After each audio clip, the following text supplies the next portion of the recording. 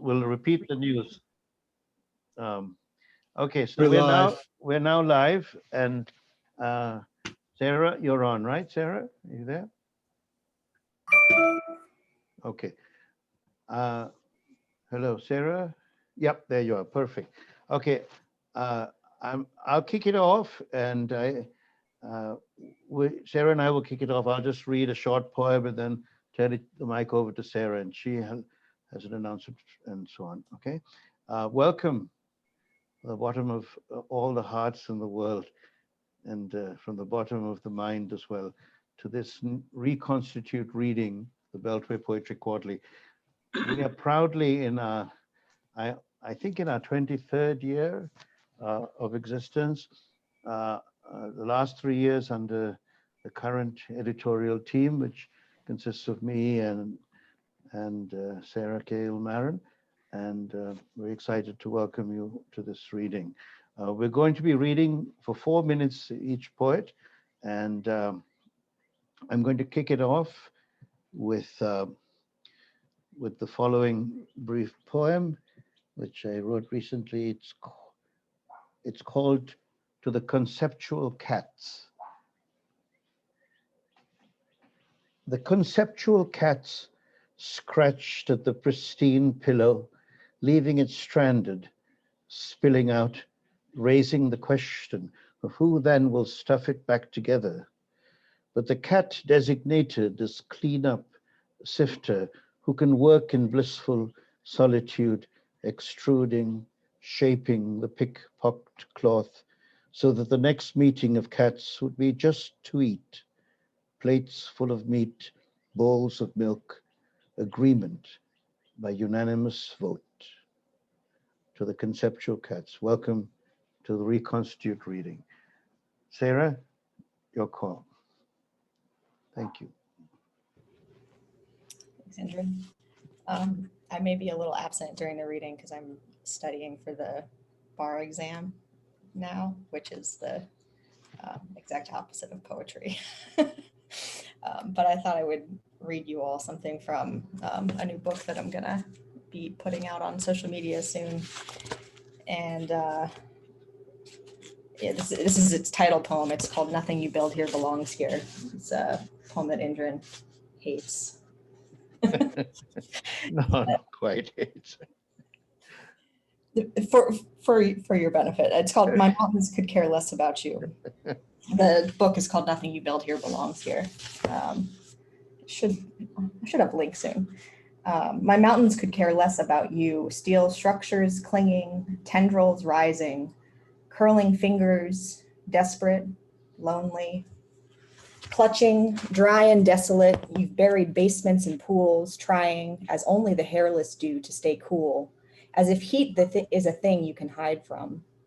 There's no road between my breasts, blooming, tremble at the sight, at the tracing of lines, at the endless rising, billowing hills, blanketed Madrean sky islands, tectonic tumbling seams of the Sierra Madre, pine oaks peek out, ancient alpine mountains of my desert sea. My arid grasslands cradle, peaks named with expiring words, Oaxaca, Peñaleño, Santa Catalina, Cache mercury tinted dirt, hemmed edges of tan, gray, yellow, pivoting irrigation centers of gray, green, spitting out dust from 34,000 feet. Think of me as a woman. Pores leaking salt, exerted, worked, squeezed, ridged, and wild, bodied peaks climbing, falling, pruning the stones, years of water tumbling back to seeds. I am the desert Hera, sucking you dry, absorbing your waterless body into hers, remanding you who came to harvest, to marvel, to take. Back to metal coffins you built, to the ground they were mined. For nothing you build here belongs here. That's it. Thanks, and I look forward to hearing all of you guys' poems. Thank you for gracing the Beltway with your Thank you so much, Sarah. I have to say, I so disliked that poem that I quoted it as an epigraph to one of mine that was published. So that shows you. that hate is a form of love. Thank you, Sarah. Now, the next, we will go to another poet I love dearly, and from the Beltway region.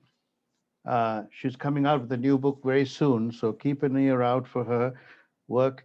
Kristin Kowalski Ferragut. Kristin, would you like to go ahead? Thanks. Thank you, Indran.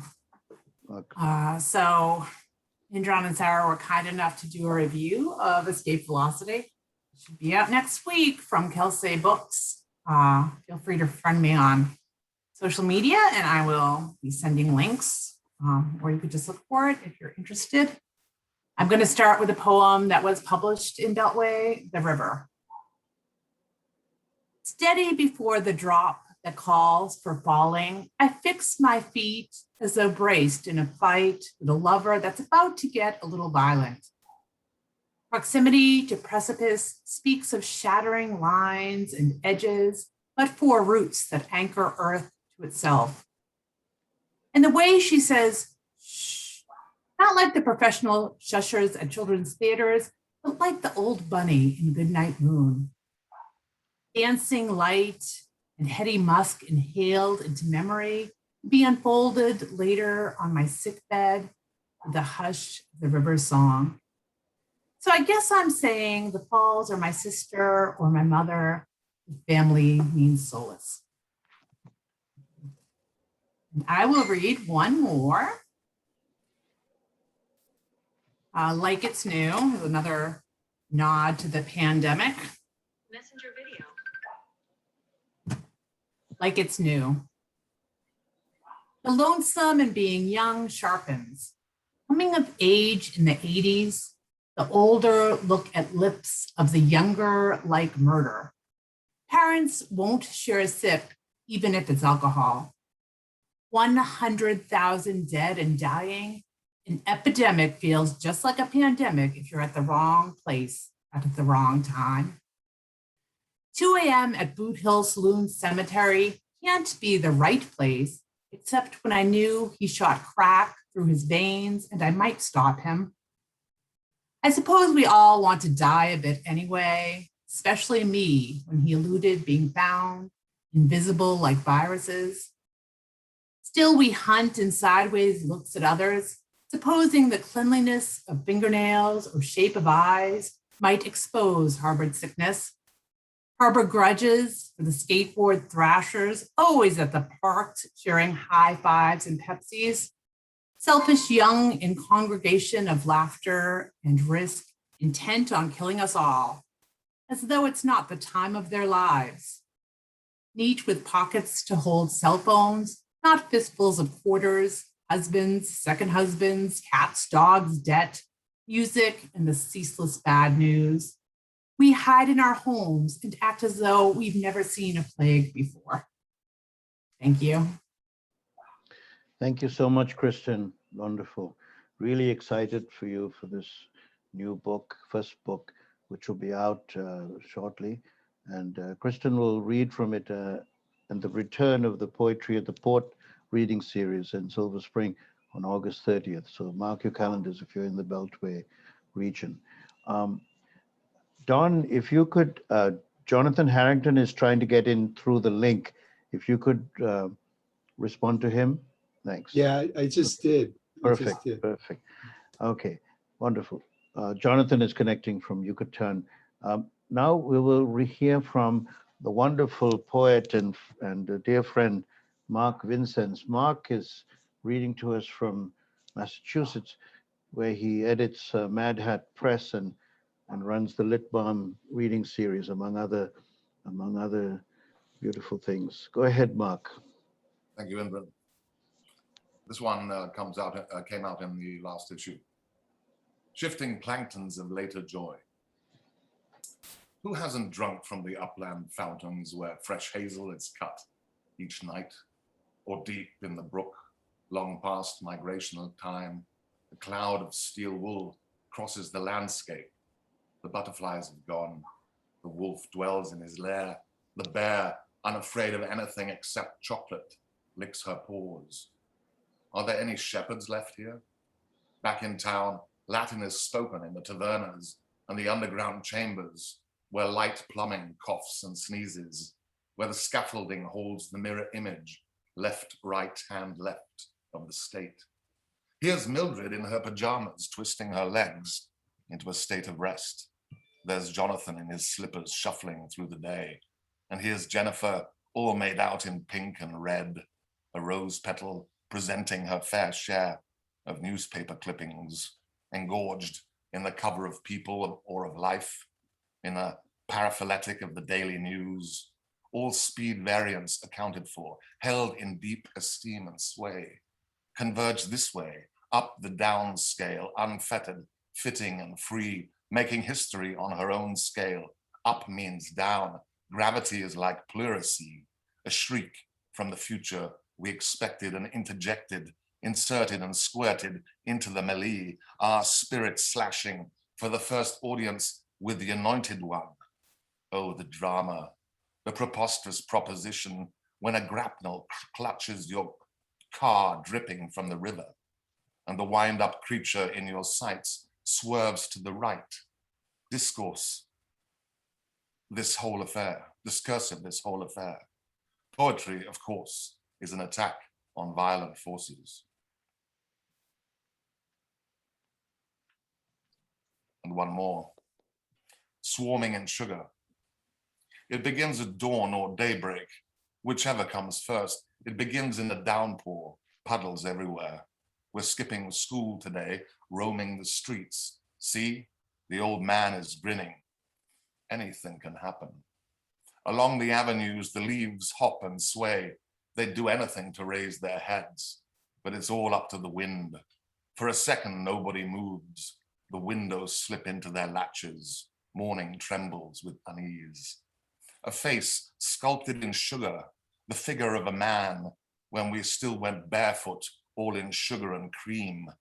Then there's the woman on the mountainside, a pastry with 1,000 layers, a pastry with 10,000 fingers. And what of that warm egg in her hand?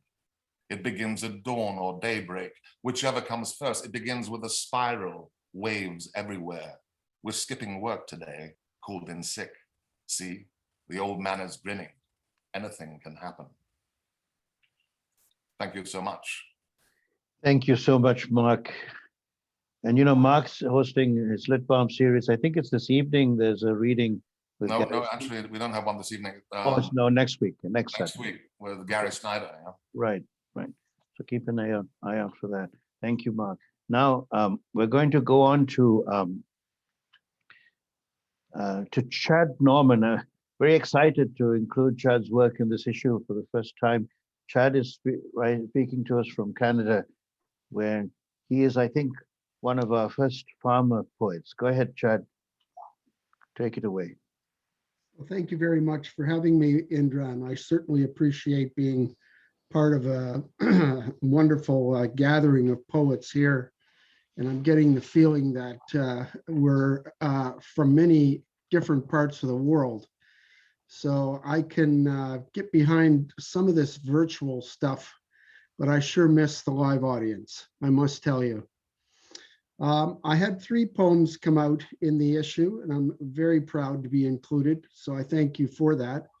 I'm going to share 2 of the poems of the 3. The first one I'd like to read is a poem that's taken from a manuscript that I'm finishing up now, entitled Birder in the Cathedral.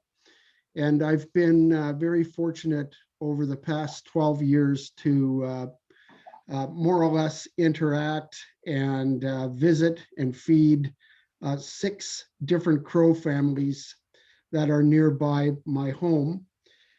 So they have been the main kind of beings that I've been visiting and staying close to during the virus. So the first poem is entitled Corvid Teachings, and this is dedicated for my cousin Val, who is also a great fan of the crows. I see the mates living closer than ever. Autumn spreading rapidly. Unlike us down here, asked to be distant for a reason. Few want what you in those black feathers have. So I stay away from them, the ones without wings. The second poem I'd like to share, it's from another manuscript that I'm still working on, entitled A Small Parental Forest. And it's a place that I go often, and I've been very, very fortunate to find a number of poems there. So this is a poem that kind of comes on a day that I was able to sit out on the front deck of my home. And it came due to some of the interactions in front of my home that have to do with the blue jays. This is called Beginning of the Shifts. Finally, when seated, it is about firsts. How wonder offers a blessing. The possibility of seeing the sun, thanks to a mist being sent in by something only the dawn and blue jays bring, knowing the peanuts are set in place. I, at times, feel the front deck where a new day has placed me, seemingly pull away from the home I am again working to pay off. It is not money the jays fly in for, beginning their shift of coming in close to fill beak after beak with one or two, if it will fit, to navigate between the many jobs others given the gift of wings start as well. The benefits of no hunger. None of us, for the moment, unalike, able to do what we need to do. The only difference being there are no songs I sing or a flight I can manage to escape the clock's whispering.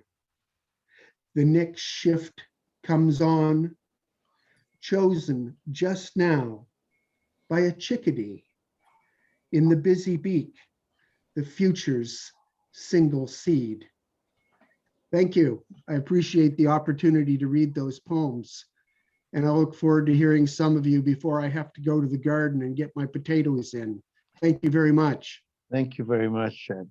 Indran, can you ask us, all of us, where we are? Because place is such an important part of, Sure. for instance, Chad's poetry. And I'm trying to imagine where he is in Canada. Right. Indran, and I have to go. I told you that I needed to Right. read it because my Yeah. friends are beginning to get Sure. here. So I have to say goodbye. I'm No sorry. problem, Jaime. You're next. You're on now, actually, Jaime. If you'd like to read, Jaime, Okay. go ahead. Thank I'm you. sorry, but I had scheduled this a long time ago. And No, not to worry, not to worry. You're right on next. So let's go ahead with you now. Thank you so much. Jaime Manrique, by the way, great poet, great novelist, long old-time friend, and lives in the village. He is in New York. in New York. I'm Colombian, so He's from Colombia. Yes, go ahead, Jaime. I hate to read in English because my accent is so thick that I don't even like really hearing my voice read. But anyway, so this is kind of a poem about an event that I took place and for immigrants, and I called it a non-fiction poem. A prestigious literary institution asked me to read my poems in a community center to a group of recent immigrants. Fat flies emerged from the restrooms, my welcoming committee. The immigrants were waiting for me in a gloomy room that looked like a detention center on the border between abundance and death. I had not written a hopeful poem to unroll like a carpet to welcome them, but I did not want to disappoint these tired souls. They had been promised a program with me as the main attraction. There were hundreds of them from the Americas, from Africa, from Asia, and they did not speak my language or the language of the new country. I was determined to play the dutiful, empathetic poet.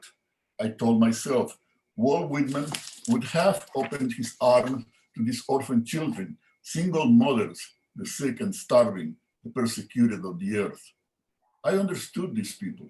I had arrived to the States many years ago with my mother, my sister, and suitcase that told our history. Something urged me to confess to my public that back then I had been a terrified youth who hid my love for men from everyone except my sister, who was a few years younger than me.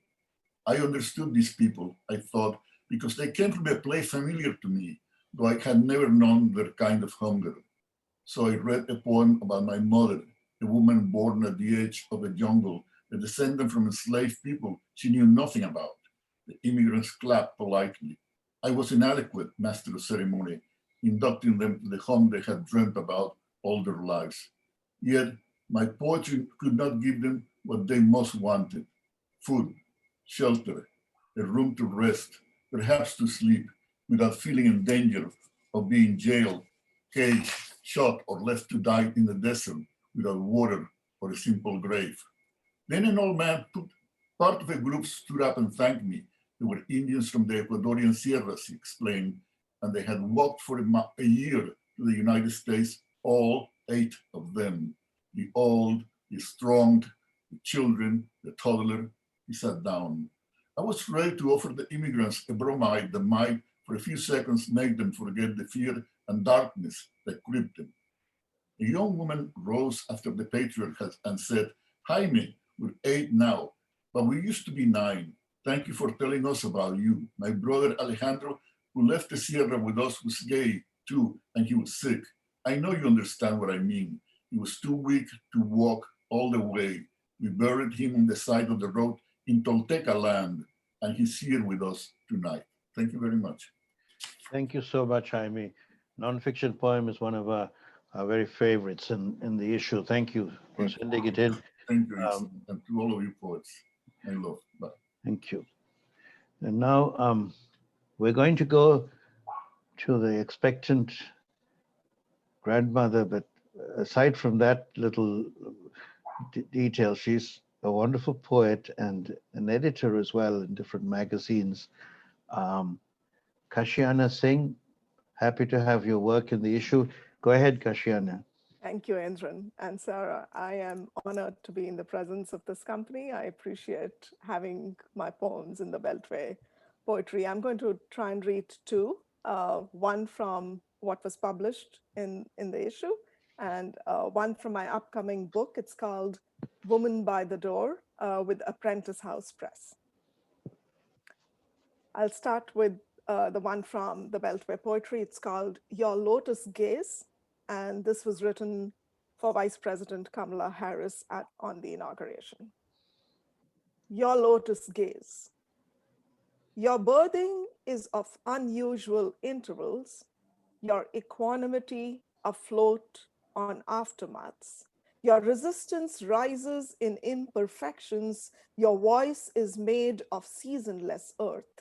You unpick whiteness with your shadows. You make it blush with quietness of colors. Your petals close gently over each word, each tongue a memory, bleeding azure into its veins. Your bird songs perch on upright spines, even as you wait inside pods of 1,000 shimmering seeds.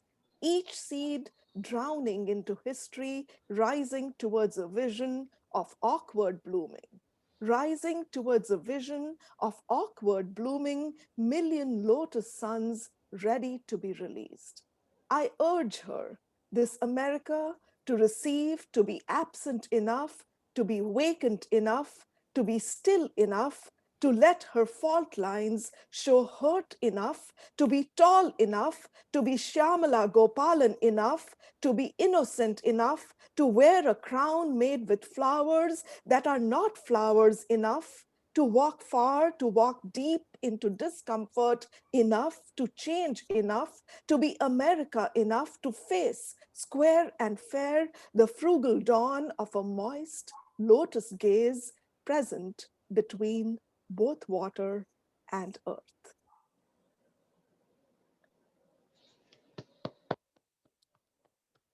The second one is, I'll let you think about it later, but it's a combination of the pregnancy that's been unfolding before me and what's happening in the country. And it's called How a Woman Delivers Hope. How a woman delivers hope. She embroiders the tundra with her hushed moans, breathless, as a tightness tugs and untugs within her, hesitating, punctuating.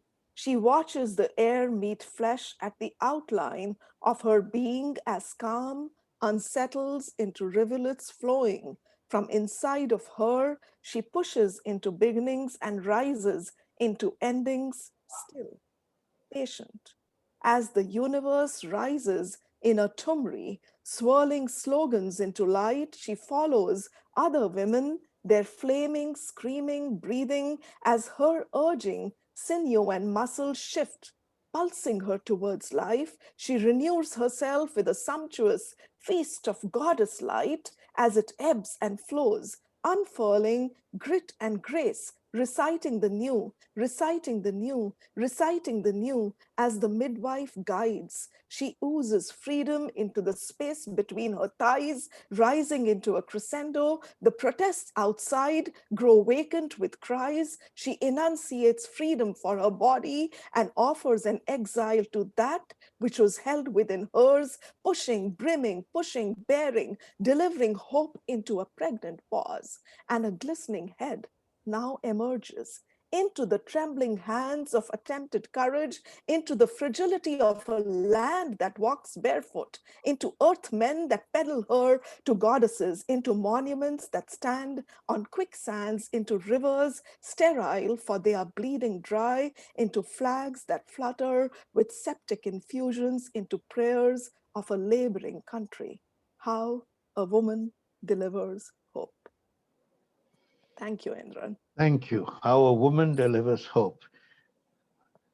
You know, Bill Clinton came from Hope, Arkansas, but Kamala Harris represents hope in a different, on a broader definition. Thank you. Thank you.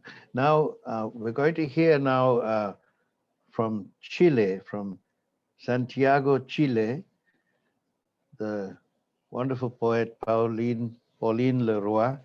She's a painter as well, and conductor of a radio program there where she interviews poets and other artists. She has, I think, about 8 or 9 books published. I'm actually translating her most recent book, Obscene Sabiduría, Obscene Wisdom. And so she will read poems from that book, and I will read the translations. Go ahead, Pauline. Muchas gracias. You, I say hello to all today, and I am in Chile, in Santiago of Chile, so far, and a very pretty country here.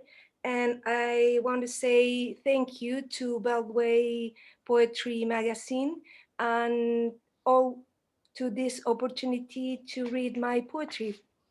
I'm going to read my poetry in Spanish, and then Indran will read in English.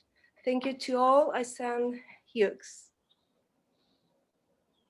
The first poem. Himen natural. Vengo llegando de una vida larga, muchos metros de momentos no quietos, esparcidos, torbellinos, que salieron en busca de la infancia, esa lancha, ese ojo, ese sonido, manto blanco, virgen de huida y abnegada por un himen natural, a presión nuclear y embrutecida más, por siempre suave, con manos poderosas, con dientes de sables, barcazas cruzando un estrecho de isla y continente que fueron lentamente dando metros y metrallas a los ojos de una niña que no comprendía nada. Natural hymen. I have come from a long life, many meters of unquiet moments, stretched out, whirlwinds that went in search of infancy, that boat, that eye, that sound, white cloak, virgin of flight denied by a natural hymen with a nuclear pressure, brutalized but always smooth, with powerful hands, saber-toothed barges crossing a spit of island and continent that was slowly shaped in meters and shrapnel in the eye of a girl who understood nothing. De mi terciopelo bajan duendes con agallas magníficas. De mi terciopelo bajan duendes con agallas magníficas. Cientos de ancianos nos comprimen, atrofian el astuto devenir. Los chillidos no se oyen, sin embargo, dentro de ti los puedo ver. En la orilla de mi mundo oceánico, los destellos se apresuran sobre mí. Tu sonrisa acaba siempre lejos, los faroles de neón ríen de la encrucijada, refulgiendo mi corazón duele con el hielo, que lo quema lentamente y no muero, porque el alma está al fondo del abismo, donde un día cubicaron mis latidos. Te recuerdo abriendo en busca de mí, y luego, al olvidarte, no hay cajas ni chalecos, y desnudos nos paseamos al igual que el día cero, cuando fuimos menos, y de regalo obtuve el crujiente sonido de mi tanque corazón. From my velvet genies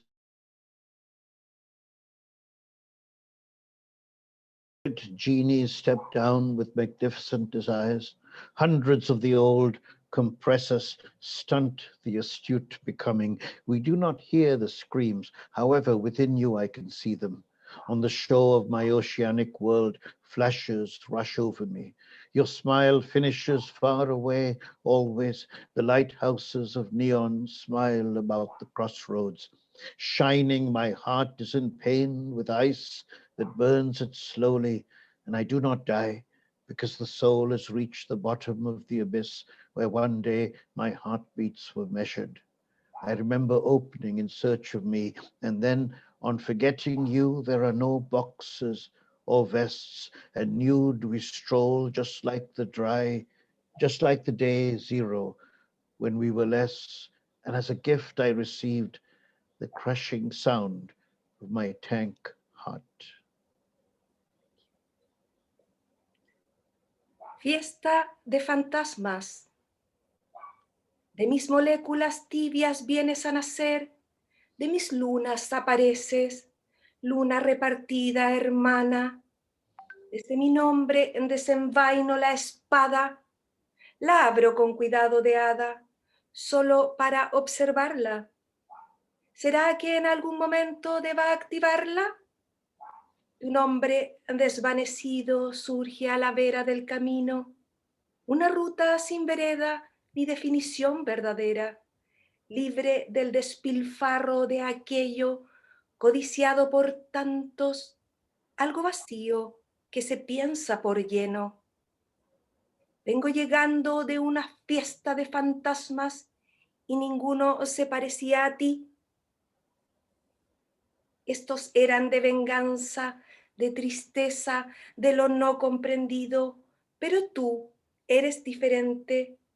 Solo hay una cosa entre ellos y tú, solo una cosa en común y en donde se conjuntan por instantes, y no es realmente una cosa, es una molécula de afán y afable intención. Lo seriamente común entre los fantasmas y tú, soy yo. Ghost party. From my lukewarm molecules you are born. From my moons you appear. Moon shared sister. From my name I unsheath the sword. I open it with the care of a fairy, only to look at it. At some point, should I activate it, your faded name will surge on the edge of the road, a route without pavement nor true definition, free of pilfering of what is so desired by so many, an emptiness that thinks itself full. I come from a party of ghosts, and no one looked like you. These came from vengeance, sadness of the not understood. But you are different. There is only one thing between them and you, me. Thank Thank you, you. Indran. Hugs for all. Bye. Muchas gracias, Pauline. Wonderful to have your work with us in this issue. We have some strong poets to continue, and really, we're very thrilled with this Susana case, who gave us the gift of, I think, 8 poems, which is a record in Beltway. And so let me introduce the New York City-based poet, Susana Case. Go ahead, Susana. Thank you, Indran, and thank you, Sarah. And these 2 poems are from that series that was in Beltway. And that series is part of a book-length series about the death of a young woman who is collateral damage from the illegal and covert activities of the FBI in mid-century under J. Edgar Hoover's FBI, who targeted anti-war activists, feminists, Black Panthers, indigenous rights activists, civil rights activists, and so on. So this is the introductory poem, and then I'll read one of the others. This is Woman Speaking Distinctly. If you're flame-licked, chain-nicked, does it mean you like playing with fire? All kinds of things spin out of control. Pyres end in burned torsos. If you think it's enough to be the country's sweetheart, you might be surprised when you're suddenly not. In that turnaround, you could make book on being watched and make your plan. The only way to avoid the stake on which you die, the way to rise above the blaze. You can see the Joan of Arc analogies there. This next one is the 4th in the series, and it introduces one of the major characters, other major characters besides the dead woman, a New York City detective, and it's called, the title is The Detective Can't Sleep. If he smokes too much, maybe he won't think too much. So here are the Marlboros, and there are the backup Marlboros, and here are his teeth, a yellowing, broken up roadway of too many cigarettes. He's thinking about a pigeon grazing nearby, a cooing ruin, how every trash pigeon in New York City is descended from a banded homing pigeon that didn't go straight home. Nights he tosses, sweats. It's the D-ball, steroid for weightlifting. It's the rust-colored stain on his bedroom ceiling that looks like a fish, one with no insides, like the drawing a child makes. But there are no children playing here, his woman not looking at him fondly. It's the dead that keep him awake, and a crowd, like today, at a double feature of the gorgeous, grotesque, hovering, noticing something not right. Thank you. The book, by the way, will be out next year from Broadstone Books, and it's titled The Damage Done. Wonderful. After a double feature, how did that line go? A double feature? Well, you know, Susana obviously is a poet we dearly care for very deeply. Also, Broadstone is a happening press, you know, you check them out. Mervyn Taylor published a book with them recently, and Sarah also has published with them, Sarah Cahill. And you maybe, right? Possibly down in the future. I'm in negotiations. No, I'm looking forward to it. So now we're going to hear from a dear close friend. He lives in Silver Spring, but he's a Bronx poet originally, and a long time sort of mover and shaker at the Smithsonian before he left that gig to concentrate on his poetry full time. A wonderful musician as well.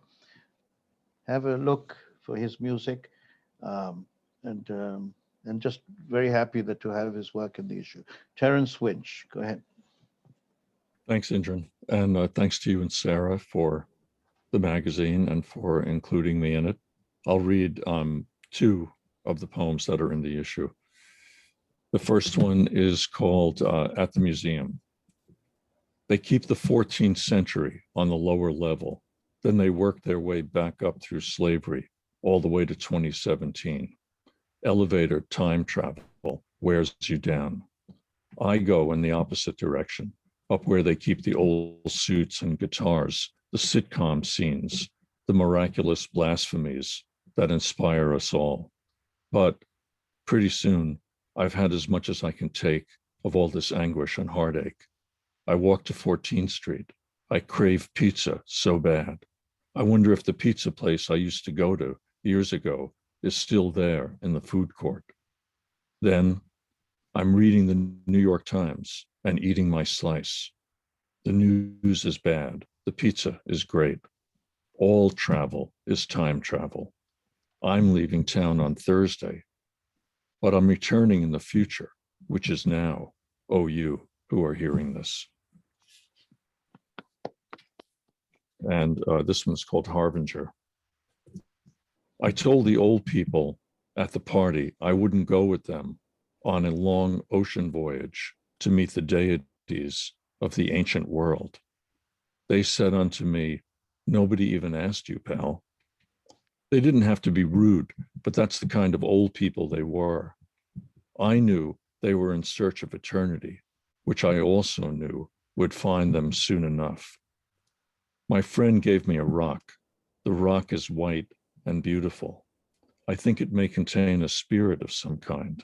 I think it may be a talisman or a harbinger, both of which I'm always on the lookout for. I also like shells. Their emptiness, their acceptance of abandonment greatly appeal to me.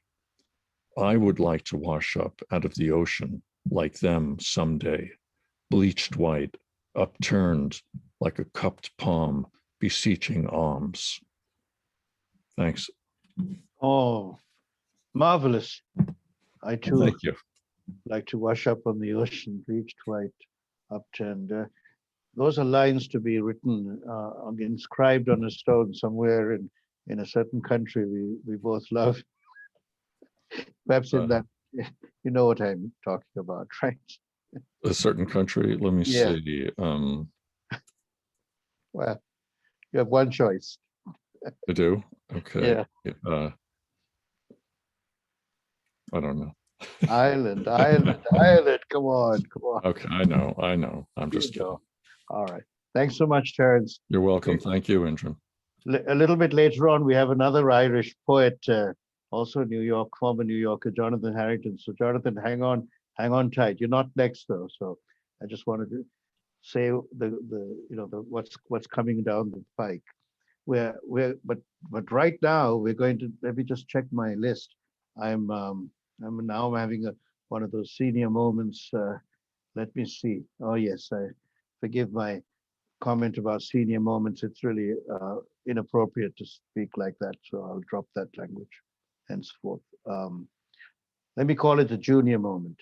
Anyway, next, Alexis Levitin. Alexis is a translator. He has translated more than 40 books. He's a hard worker, this guy. And he translates from Portuguese, from Spanish. He's a legend, really, in the world of literary translation. And very pleased to have his work. This time reading from the Portuguese poet Ruy Belo. Go ahead, Alexis. Thank you very much, Indran. It's a great pleasure to be part of this program, and it's a great pleasure to have joined the Beltway group.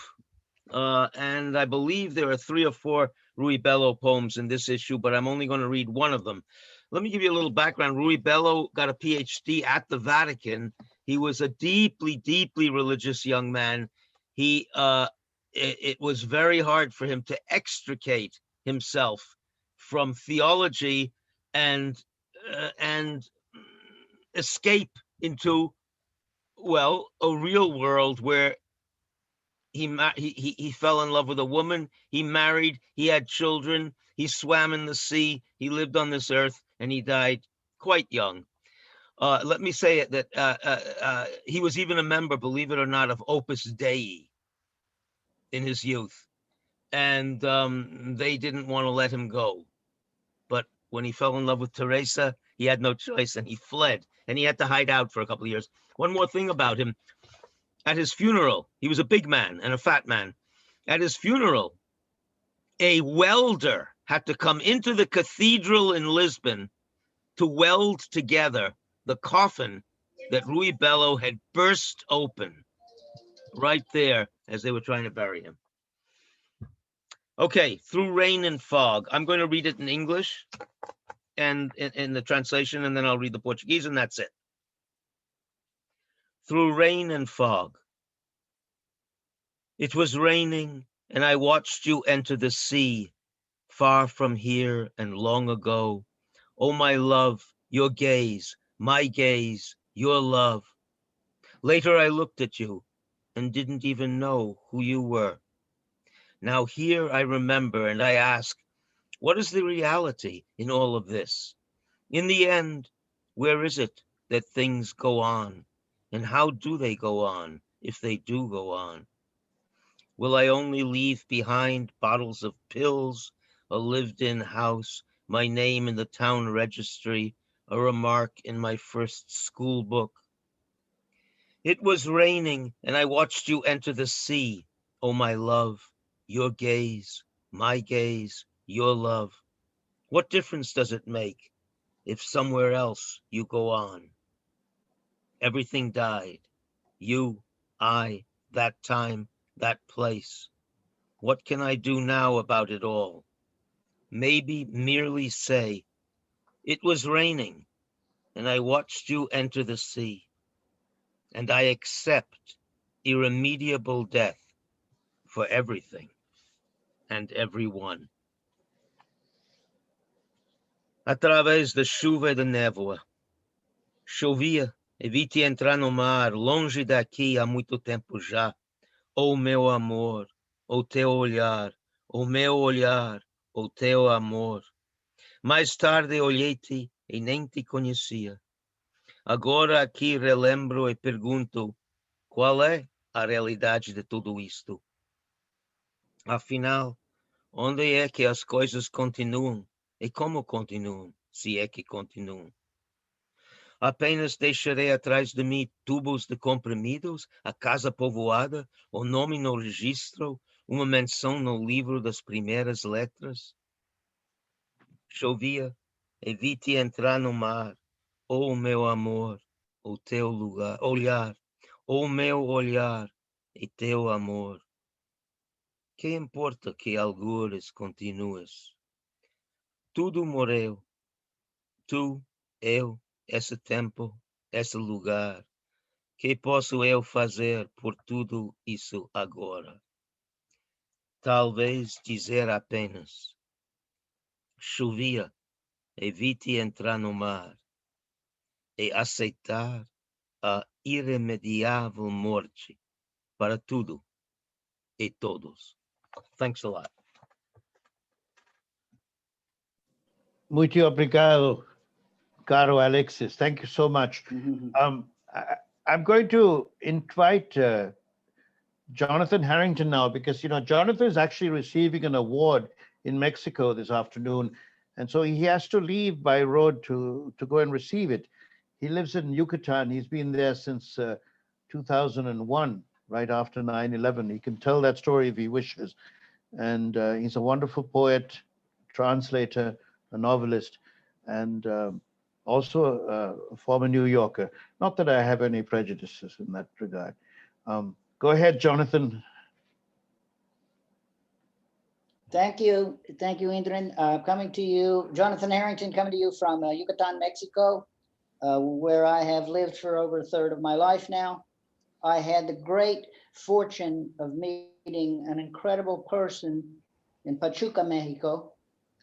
His name was Indran Amirthanayagam, and I am right now, thanks to him, at this reading, and I'm very pleased to be included in the newest issue of Beltway Quarterly. It's a wonderful quarterly, and it's a real honor to be included in that.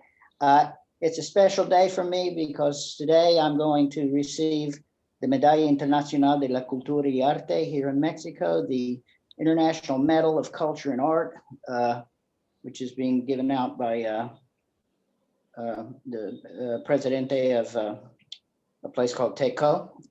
And so I'd like to read right now a poem from my latest book, which is called Lift Up the Stone, the Gospel According to Jonathan. I have rewritten the Gospel of Matthew in more modern terms, including the current situation in the Middle East, particularly in Palestine and Israel. But this, I think it's fair that I'm rewriting the Gospel because all of the authors of the Gospel rewrote somebody else's stuff. None of them were witnesses. This one's called the 13th Apostle. In the Gospel according to Jonathan, there were 13 apostles at the Last Supper. The 13th Apostle. No dog has ever been as blessed as me, lying beneath the table at your last meal. I licked your sandaled feet and you scratched my stomach with a strap behind your heel and fed me scraps of bread and meat. I'm not remembered in any of the books, not Mark, nor Luke, nor Matthew, not even John. I suppose they didn't think that dogs have souls, but I was there. I'd sniff the double agent out. I could smell betrayal on Judas' feet. I tried to warn you with a bark. I think you understood, but you ignored me. And so I settled back and just enjoyed your sandals rubbing gently on my belly.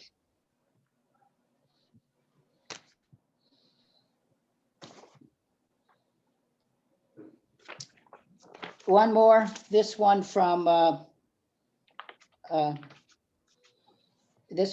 book, Aquí, which is a bilingual edition with translations by Fernando de la Cruz. I wrote this poem in Spanish, and Fernando de la Cruz translated into English. So I think it's fair also, once again, to read my version in Spanish and then Fernando's version in English. It's called Protesta. Voy en contra de plantas que no florecen, de luciérnagas débiles, siempre en falso contacto. Voy en contra de ruido, groserías, basura y pilas gastadas, motores que no arrancan, de cerillos mojados, computadoras lentas, en contra de las lágrimas y heridas, del hambre y la sed, insomnia, envidia. Pero, señor, dijeron, ¿usted va en contra de todas esas cosas? ¿A qué partido apoya? Pues yo soy 100% y orgullosamente miembro vitalicio del Partido del Amor. Protest. I'm against plants that don't bloom, faulty fireflies always blinking on and off.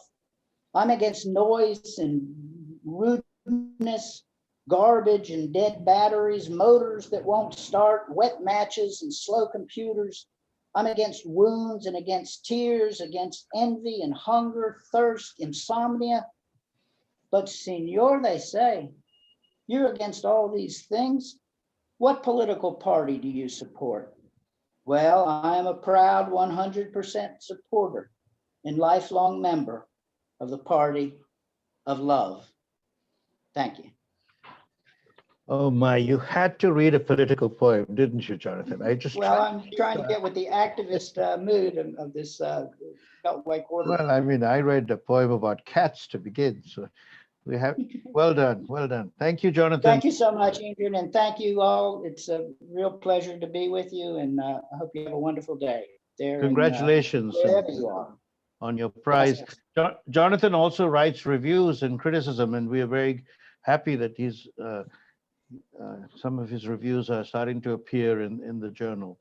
And encourage all to send your books to Indran, and he'll send them to me. Okay.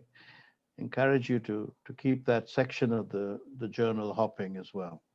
Now, yeah, I'm going to be writing a review of Samiri's new book, The Five Legs of the Cat. Wonderful. Samiri Hernandez. We have a review coming up by him of Ji-won Choi as well. I'm so delighted that in the room, one of our poets, one of the fine poet, is joining us all the way from Australia. In the audience today, Dominic Heck. Thank you, Dominic, for being with us and joining the party. We're going to hear now from Antje Stehn. Antje is doing amazing things for poetry and art around the world from her base in Italy. She's a German-born poet, painter, visual artist, videographer, and founder of the Project Rucksack, which is bringing poets from around the world together, meeting in installations in a museum in Italy and very much on the internet. A close friend, a friendship born in this pandemic, and grateful for all of her support. Antje Stehn, go ahead, Antje. Thank you very much, Indran and Sara, for including me in this Beltway issue. And thank you for the introduction. And I'm happy to have here also two members of the Rucksack Project. There's Dominique Heck, she is participating in the Rucksack, and Jett Norman, who left, also as a Rucksack poet. I want to read first the poem that you published in the Beltway, which is about the terrible violence that never stops in Palestine, Colombia. And I was asking myself, what's the opposite of violence? And this poem goes about this. Empathy is a learning path. Lucy is dead. She fell from a 12-meter tree at the beginning of our history. And we straightened up, believing to be rational, spiritual beings with a special place between angels and animals. Yet our hearts are a noisy local market. The children have their hands full of thorn herbs. They crush spiders and ants. They chase each other with stones and sticks. And as strong men, they skip diplomatic procedures, the grammar of confrontation, act before the opponent does, and notify it with a tweet. And the second one is a little bit more about the neurotic feeling during the pandemic. Well, some people get depressed and stop moving, others get always faster and faster, moving more and more. So I hope this will be over soon. And the title is Mishmash, which is a German word that traveled to America, to the English language. I love words that travel. I guess this mishmash, that means mixed up. I don't know if you really use it, but I saw that it's in English, it existed. I think it's Jewish immigrants during the fascism, Nazi fascism, brought it to America, this word. So mishmash is something really you can't get out of this. To be efficient betwixt and between piles of dusty books, crumbled communication, crinkled mishmash, duplicated on screens, I yearn for deadlines to transform blind activity into tasks. As long as they stay at the perfect distance, like perfect lovers, I hear Alexa's warm voice from the other room, being bossed around relentlessly, She chirps today's recovery rate, sings, then gives the weather report with the confident anticipation of things uncertain. Like the drainage canal beyond my balcony door, the moldy cheese in the fridge, your mother's health, the overdue bills, and the thousands who die in the sea, trying to find a new life. Thank you. Thank you so much, Angie. I don't know how you say muchas gracias in Italian. Grazie mille, grazie mille. Grazie mille, grazie mille. And now Grazie a voi. I'm so pleased to introduce our next poet. Luther Jett has been I mean, he's a figure here that you cannot deny. He's a mover in the world of the Beltway, but beyond that, he's an honest, direct, and very moving poet, and has been for all the years that he's been writing. And I'm just so grateful that he's got a new book out, and we've published him on more than one occasion in Beltway, and he too writes reviews. Welcome, Luther. Thank you, Indran, and thank you to you and Sara for pulling this issue together. I will read the two poems that appear in the current issue. Hippo River. Acacia and olive trees punctuate the winter yellow veldt. In the garden of night, great slow beasts lumber up from the river to feed on thorns. We hear the dull boom of their vast, many-chambered hearts in the thick, velvet dark. In morning we find their scat steaming piles under the lodge decks, though the beasts themselves have vanished among the reeds. Starlings heralds the sun ascending over dry hills. The most dangerous animals are not those of tooth and claw, whose claims are clearly marked. You may imagine yourself innocuous, but the hippo does not see you that way. Her fantasies are sharper, and you bear a deadly scent. Hippo River is a real place, by the way. It is in South Africa. It is a real river, and it winds very close to the border of South Africa and Eswatini, formerly known as Swaziland. Here is a poem in which I dream of ice. There are rooms of people, and more rooms, and more people, and we wait for something to start. Dinner, a show, a sermon, a speech. No one is really sure, but everyone is certain that soon it will begin.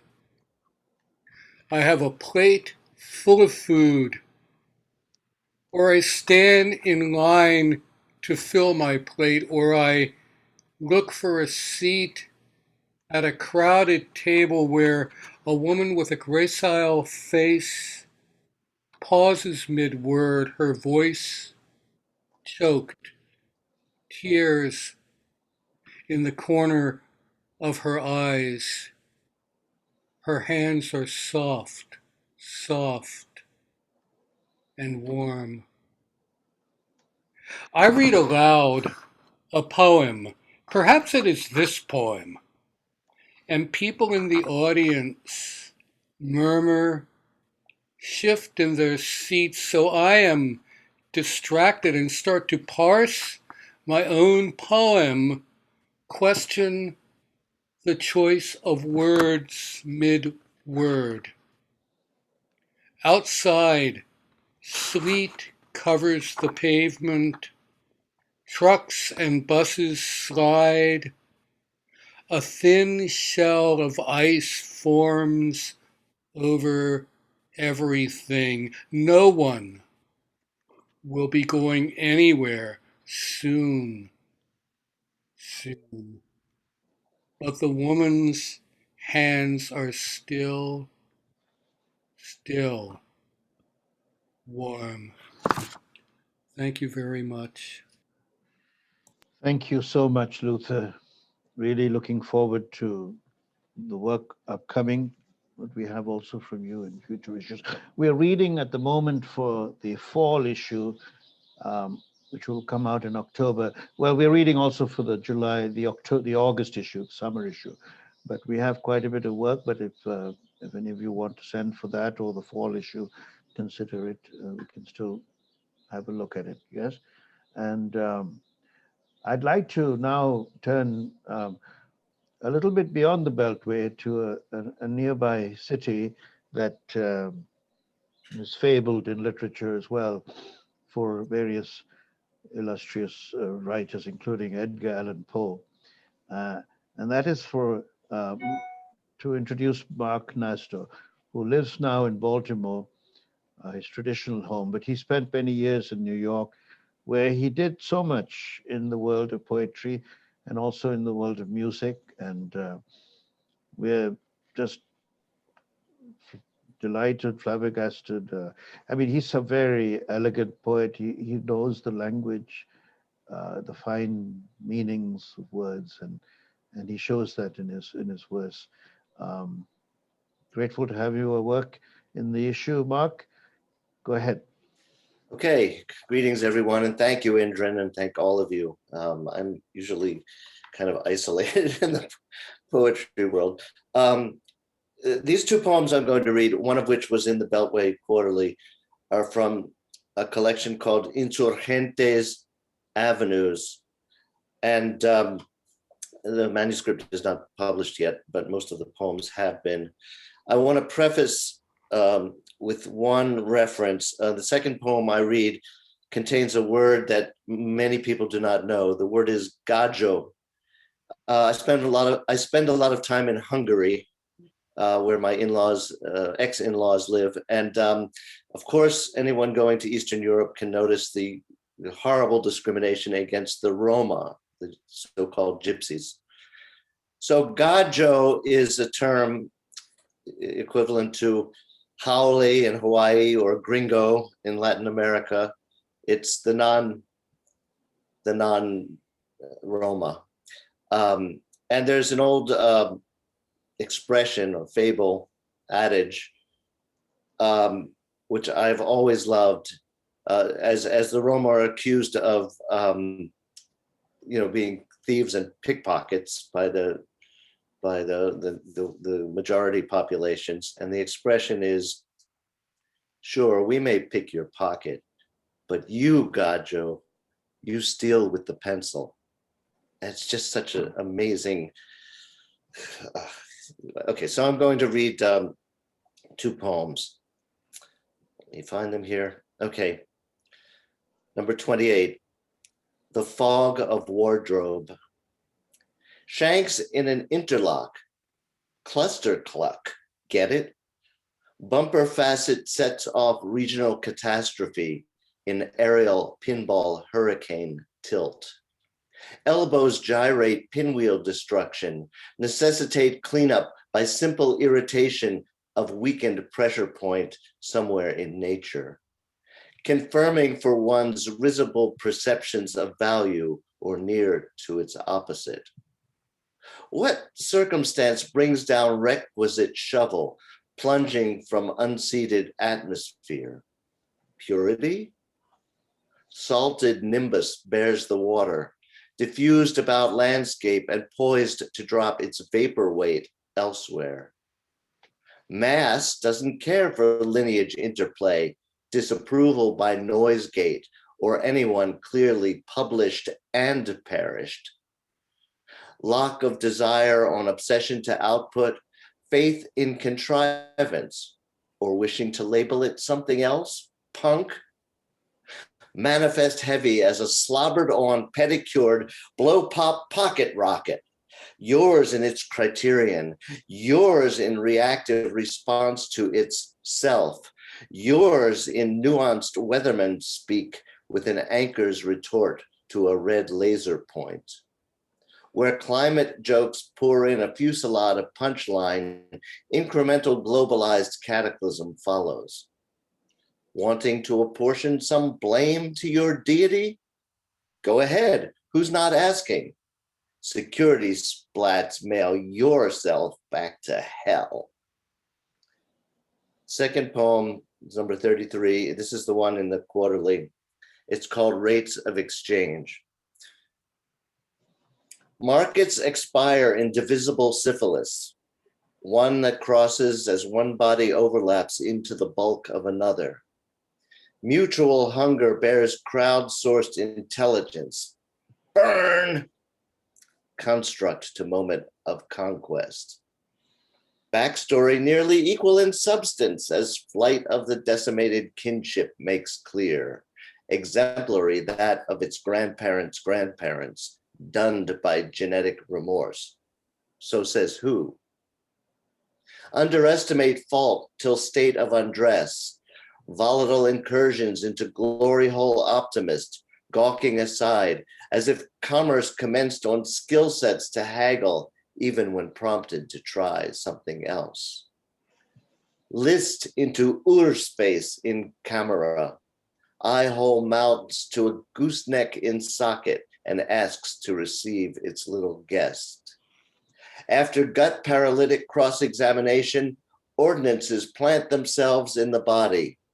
Those who claim owner space shrug police power and deftly dilute de jure from constituent in under plexi, in rain of molten brass metal as brittle reflectors affix onto epaulets. Reiterating, Gajo, you were only adept at how to steal with the pencil. And as further pretender to right of resistance, you cannot imagine any of this, even as it closes its aperture off into markets on autolytic overdrive. Thank you. Thank you so much, Mark. Great to have your work here. You know, it's become a very personal matter editing a journal, because you become friendly quickly with the poets and the writers included, and you go back into the data, you know, the Rolodex of your mind, and pick up poets from the past and add them to the new Rolodex. I know some of you don't know the term Rolodex, but I still remember it. Anyway, if you needed a translation, let me know. Anyway, let's listen. One of our Rolodex poets, if I may use that term, is the technical whiz behind all of this, Don Krieger. Before we turn to the last three poets, we'll read Zeina Azzam, then Sandra Yannone, and then Henry Crawford, and then Rudhramoorthy Cheran. That's the order. But Don, did you want to say any words or share a poem? Thank you. It's such a pleasure and a privilege to be here and hear everyone. I would like to read one, actually. I don't know how to do this. Let's see here.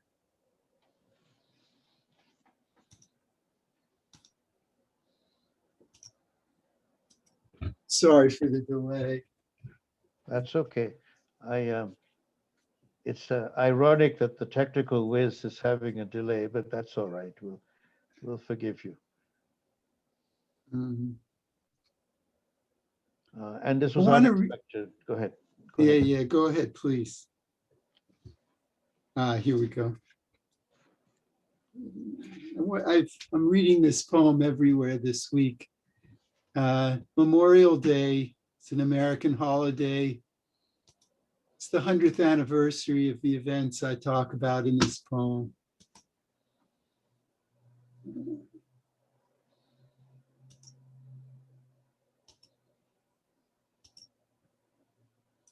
That familiar comfort. The river at Port Chicago was pink in the dawn glare. Strangely like that night, they fled for their lives. Biplanes spotlit by burning buildings, kerosene bombs bursting on the roofs, clubs and rifles, white boys and their fathers, beasts hunting little Africa for black runners. Do you know this story? The Tulsa pogrom of 1921, 6,000 black people jailed, no whites, the Greenwood ghetto burned to the ground, no insurance ever paid, no crime ever charged, the dead uncounted. I never knew it till today. I bear that shame, small price for my privilege. From this day I forswear that familiar comfort, the cowardice of forgetting. Thank you. Thank you, Don. It reminds me, you know, when we remember 9/11 in the United States, in Chile, they remember 9/11 for a different reason, the overthrow of Allende and the democracy there by Pinochet. So each date has its memories for different people, and if we can all come together and include them, all of the memories in one, and collectively remember, I think we will be better off. So thank you for that poem. We talking about memory and remembering. I mean, I'm very, very pleased and proud to announce the next poet, Zeina Azzam, a Palestinian poet who writes in English, but also in Arabic, I believe, some poems. And she has a new book out, and we're thrilled to include a couple of the poems in the issue. And Zeina is a poet I met on the stages of the Beltway, and grateful that her work is in the issue. Zeina Azzam, would you go ahead? Thank you. Thank you so much, Indran, and thank you, Sara, also for all the work you do for the Beltway Poetry Quarterly. I'm really so pleased that you put my poems in there, you've published them, and so I'm going to read the two poems in the latest issue. And as Indran mentioned, they both come from my new book. It's called Beina Beina, In Between. It's published by the Poetry Box. Beina is the Arabic word for between, and Beina Beina together connotes betwixt and between. So the two poems that are in the Poetry Quarterly and in the book are, the first one is Syrian Refugee at the Dental Clinic. Just a little bit of a backstory. This is a very short poem, by the way.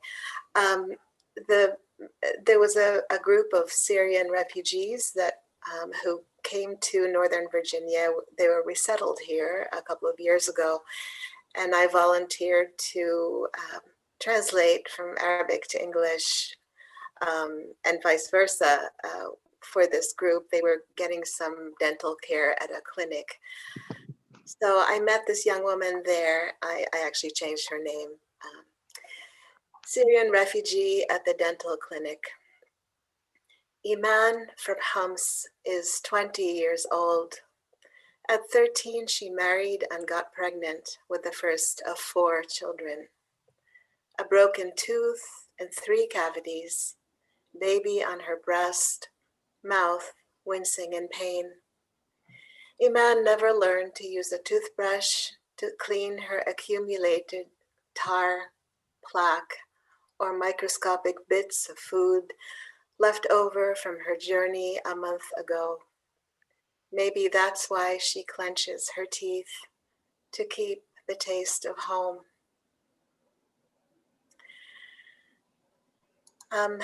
In my book, actually, I talk a lot about home, and the idea behind Beina is all the places we find ourselves in between things, between home and exile, between two cultures, between two languages.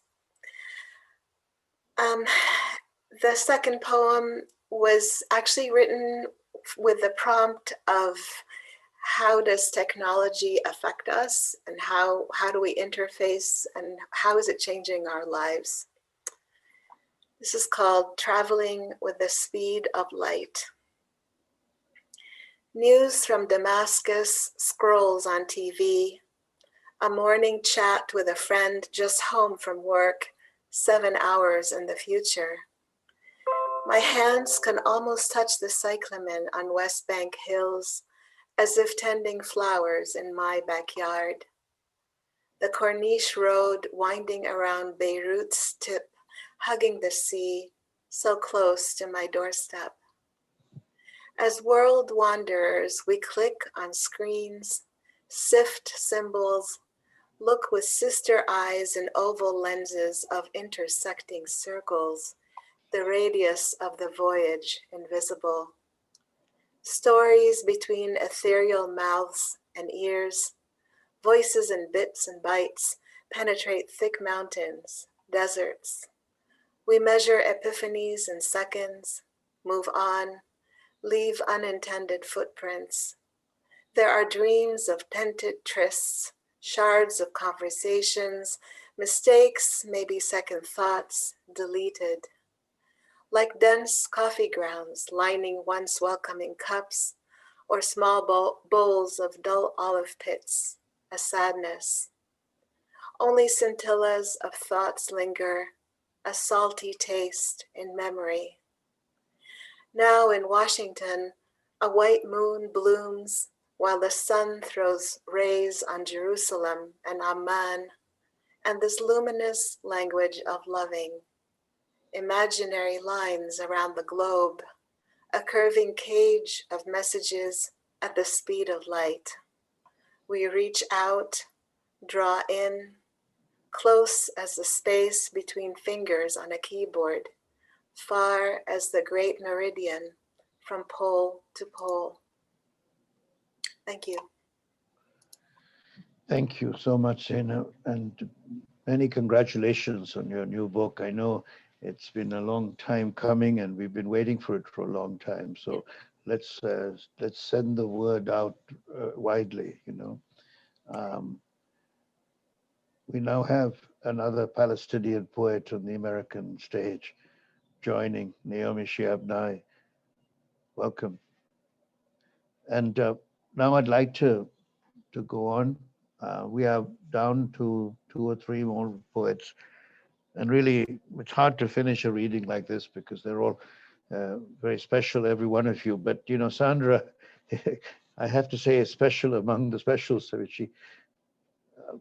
She's an amazing worker for poetry. I mean, her Cultivating Voices Live series is global, and it's intense, and it includes thousands of poets now, and good ones. And her work, her own work, published by Salmon Press, which is a major Irish poetry press.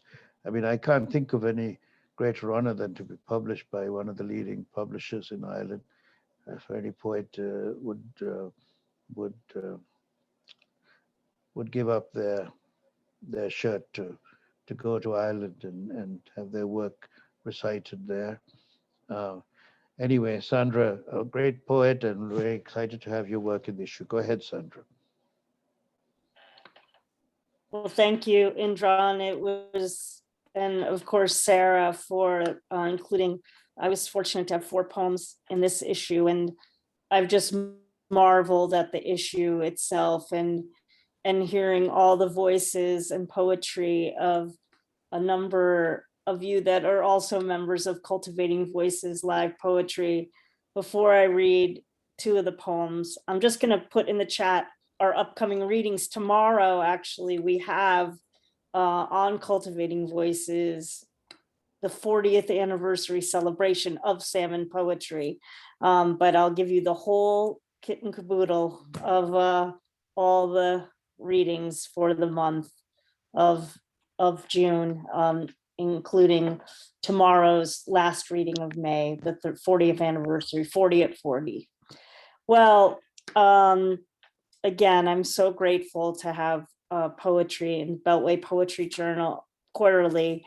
I was reminded that at the turn of after the first inauguration of a person's name I never use, I actually had traveled to DC and stood out in front of the White House as close as I could get, kind of to read poems in protest, and recorded myself. It was this weird harbinger of things that would come after the pandemic, when I started cultivating voices in March, only weeks after I'd actually met Indran at AWP. So this first poem is pretty much, I'm going to use that word, mishmash. I love the word. A mishmash of my love of the poet Carl Phillips, the pandemic. I will have a cameo by a cat, and also hearkening back to some attitudes after the 2020 election. Probably the longest title of a poem I've ever had. So here we go. Reading a Carl Phillips poem days after the 2020 election from an unread 2002 issue of the Indiana Review, I fall in love all over again. I know that litigation is never the answer, leads only to satisfaction delayed, gratification, the greater good denied. So what I crave now is air that lacks viral intensity. Who knew I could become socialized to so much distancing? Like Carl Phillips' syntax, impeccable and inscrutable, all at the same scrambled time. And that which I've come to love, but never, quite never apprehend. A feline language, roaring always underneath the cat's purr, a claw injected into the center of my eye the moment I open to morning, a pandemic shock to my system, overloaded, waiting to blow like a glass fuse.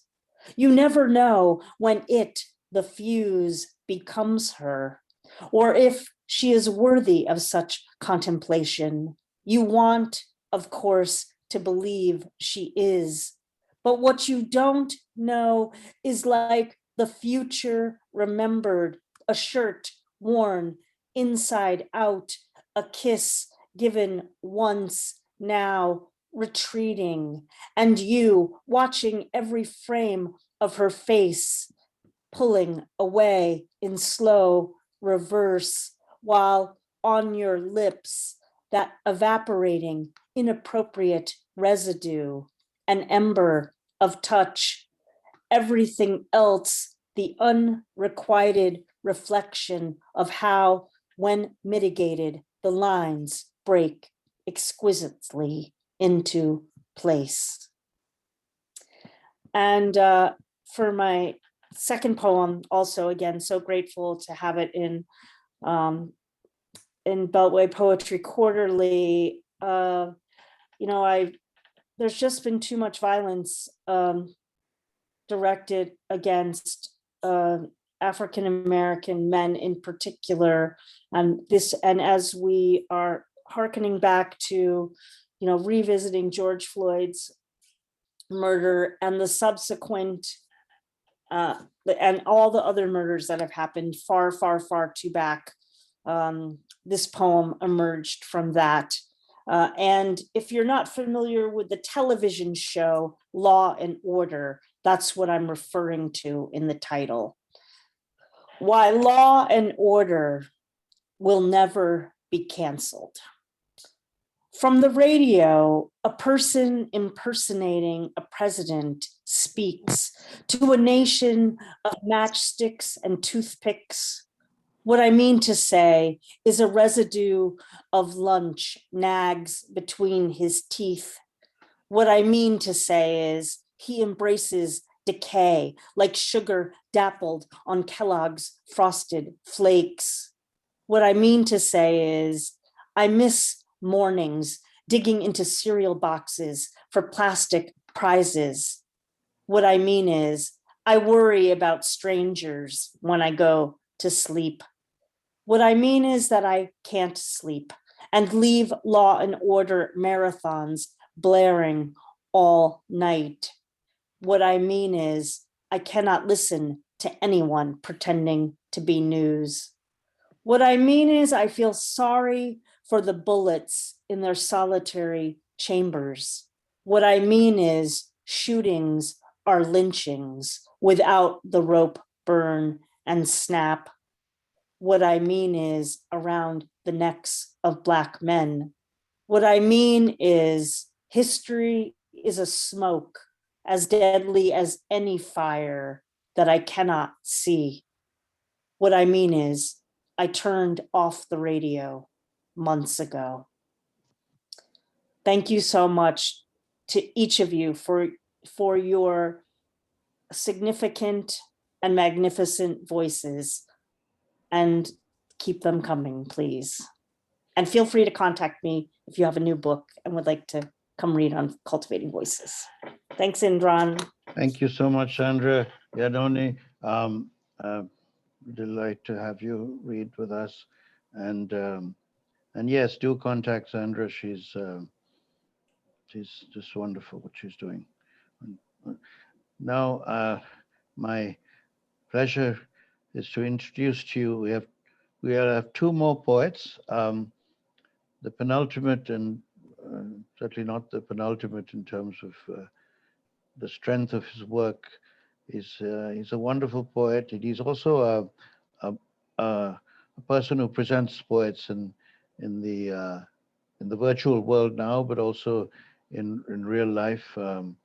Henry Crawford.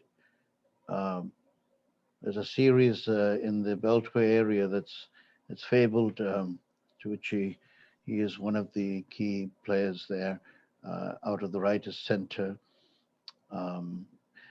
Thank you, Henry, for sending us poems, and the microphone is yours. Thank you, Indran. I want to thank Indran and Beltway for including my work in such a group of such august poets. Well, as you can see, I'm in the Milky Way, and more prosaically, I'm in Silver Spring, but I'm also a pizza-eating former New Yorker from Queens. I hope my county is represented there. I'm going to do two of the three poems that were included in this issue. The first one deals with that time in life when we realize that childhood is definitively over. This is adulthood. I announce my leaving early, go upstairs to find my coat, a pair of stragglers in an alcove sneaking a smoke, a group of women talking by a wall in a room expanding in the dark.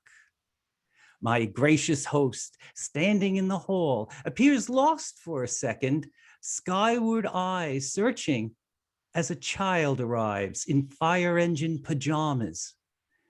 Guys downing beers as a quarterback is looking for a receiver in the family room downstairs. People are glad I came. I've got my coat, the car keys. I'm given a slice of leftover cake. The car is down the block. Houses follow along the tree-shadowed sidewalk. Above us, the stars, each one a burning furnace.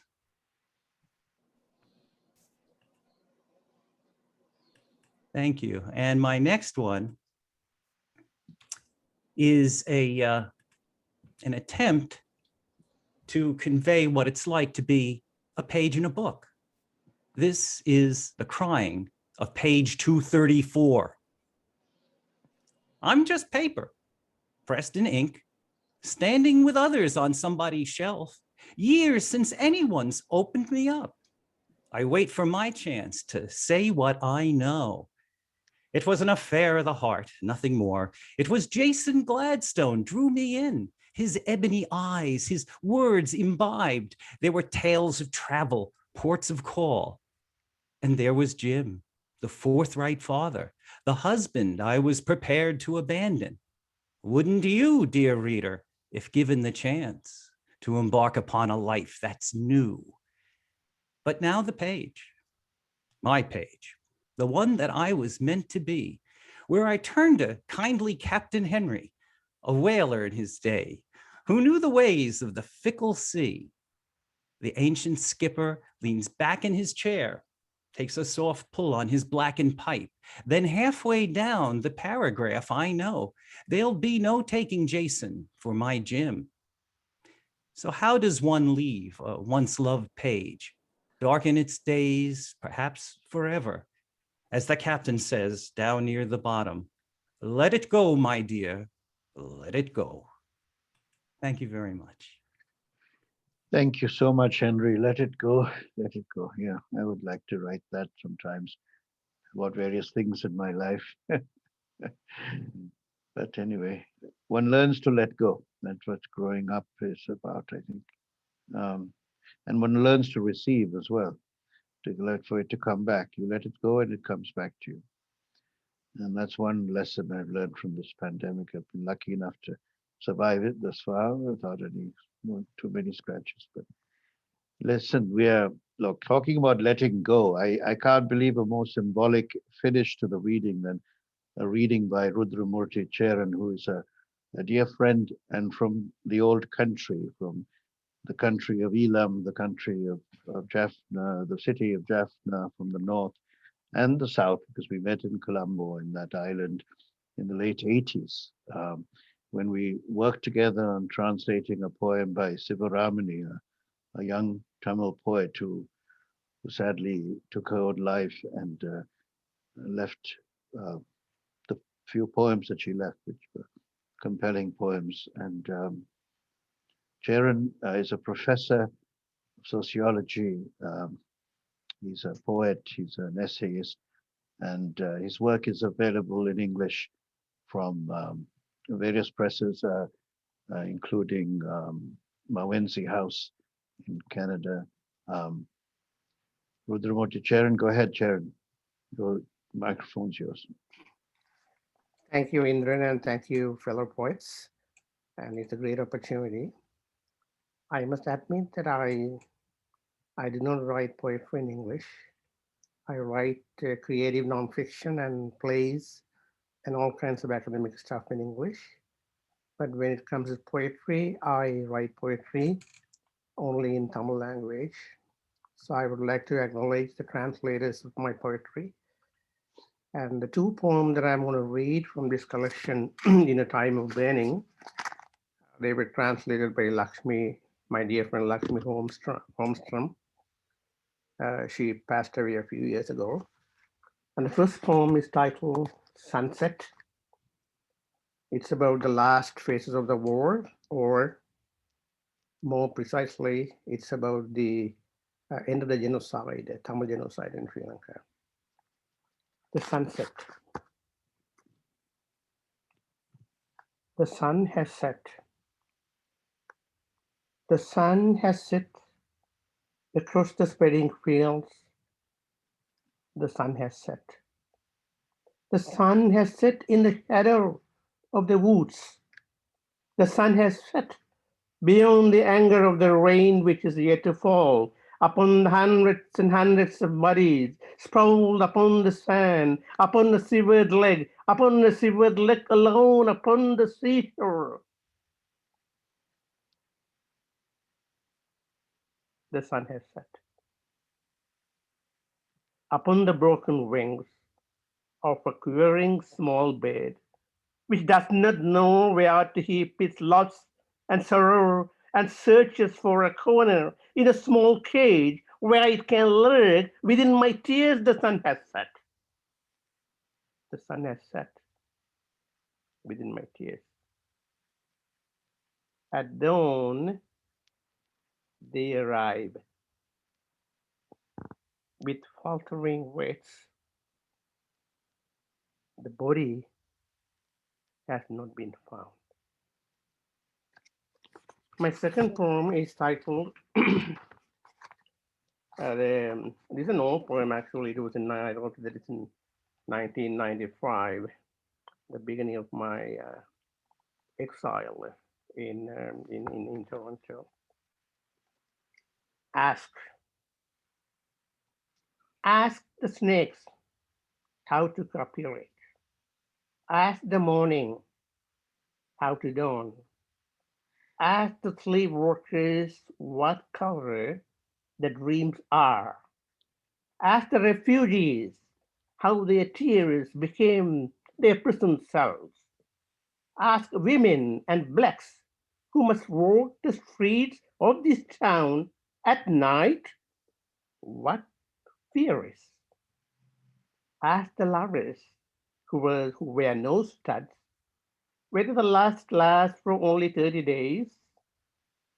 And ask the monsoon where the fish have all disappeared, the fish which once sang in the still milk ocean beneath the bridge on full moon nights. Ask a lost diaspora. Ask my lost diaspora what is born out of the loneliness of language. Ask her who flung a living ember of fire upon the ice cliffs of my life about the quintessential loneliness of grief.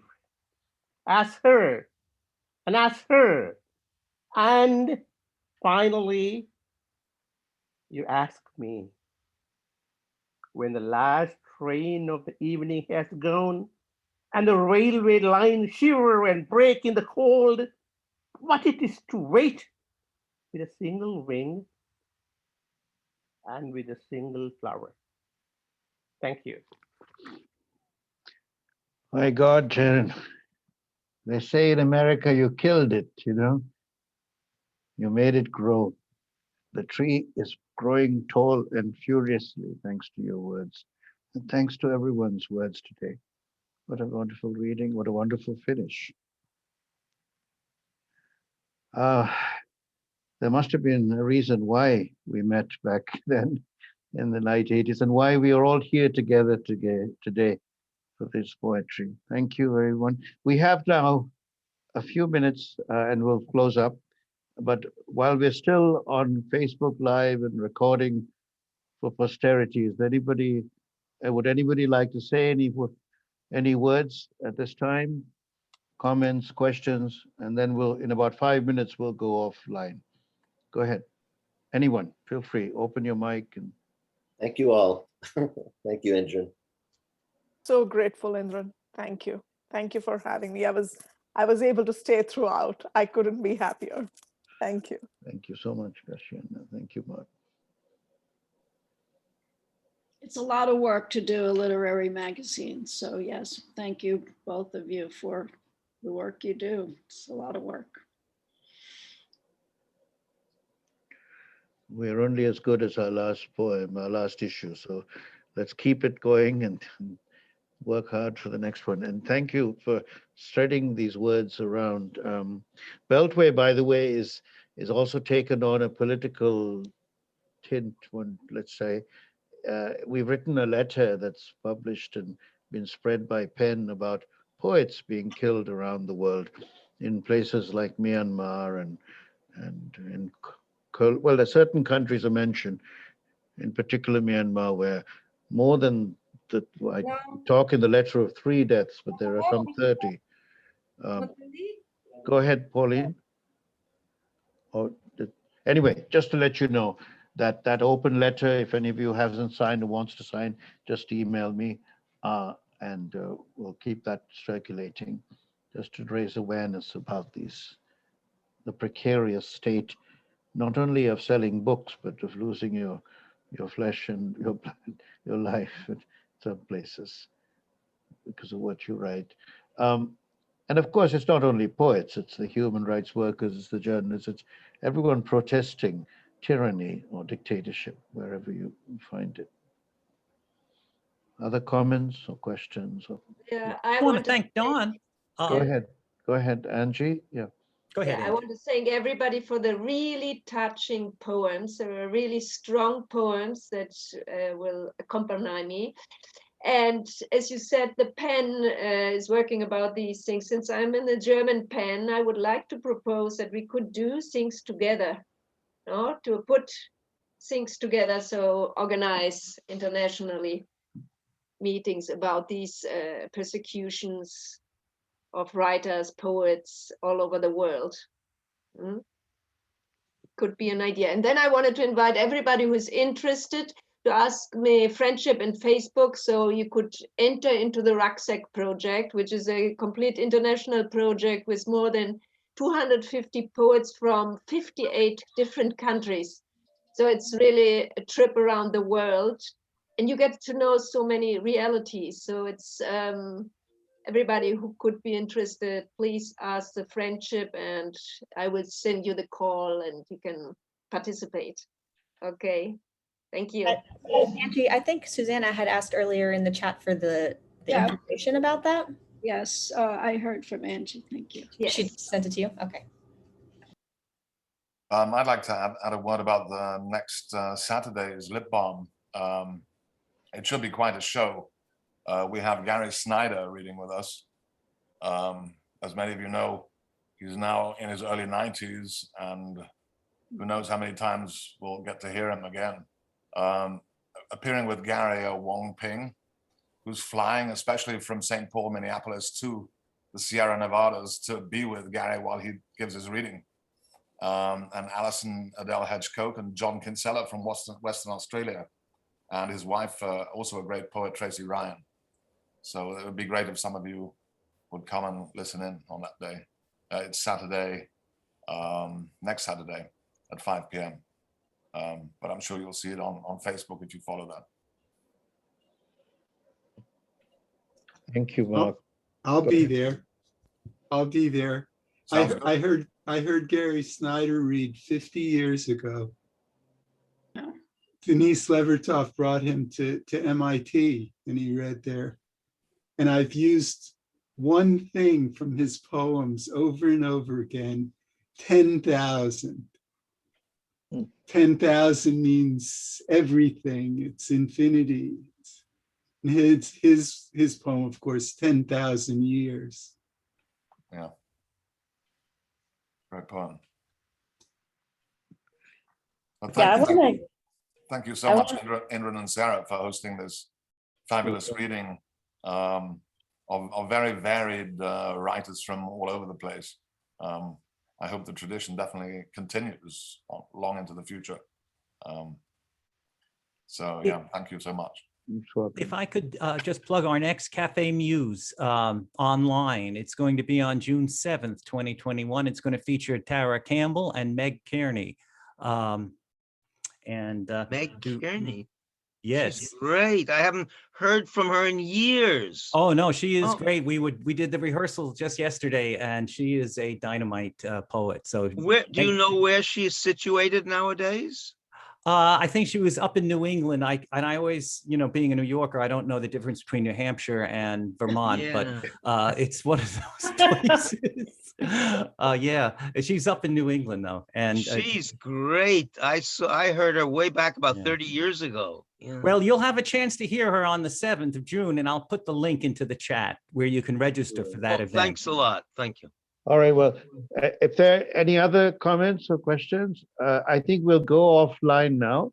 So Don, would you... Gracias, Indran, a todos. Creo que fue una lectura excelente y me gusta mucho conocer a nuevos poetas. Creo que ha sido un muy buen grupo, así que los felicito a todos. Si quieres traduces, Indran. Yeah, Pauline, thank you. Thanks, everyone. She's very happy to have met new poets, very good poets, and very grateful for this opportunity and this exchange. So just wants to express her gratitude to everyone.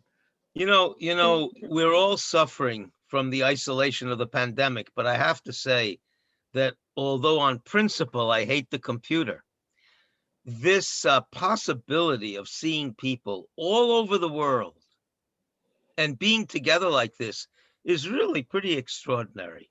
I'm very grateful for it.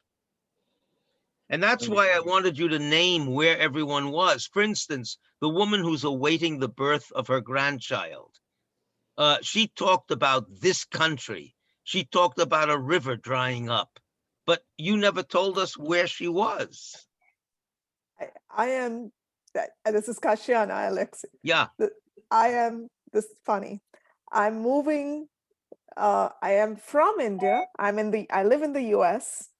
I'm moving from Chicago to North Carolina, and I'm currently in Boston by the banks of River Charles, waiting for the birth of my grandchild. Okay, so the answer is quite complicated. Right. All right. All right. Thank you. I just wanted to add quickly how much I also appreciated, of course, hearing translations and the ability to hear poetry in people's home languages. That is always quite extraordinary to have that opportunity. It doesn't always present itself in the different formats, and I'm extremely grateful to have been able to hear multiple beautiful lyrical languages today from around the world. And so thank you, Indran and Sara, for bringing the world to us today in that regard. Right.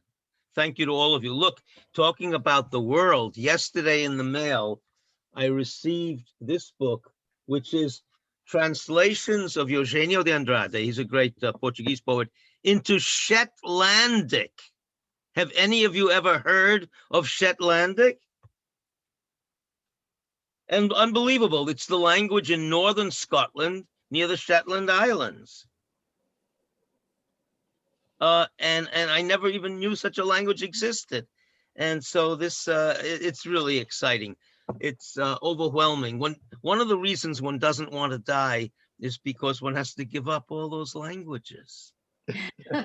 Shetlandic is Scandinavian primarily. Yeah, it's very similar to Icelandic, actually. Similar to Icelandic. Okay. Yeah. House in the Rain. Husa I di Rhein.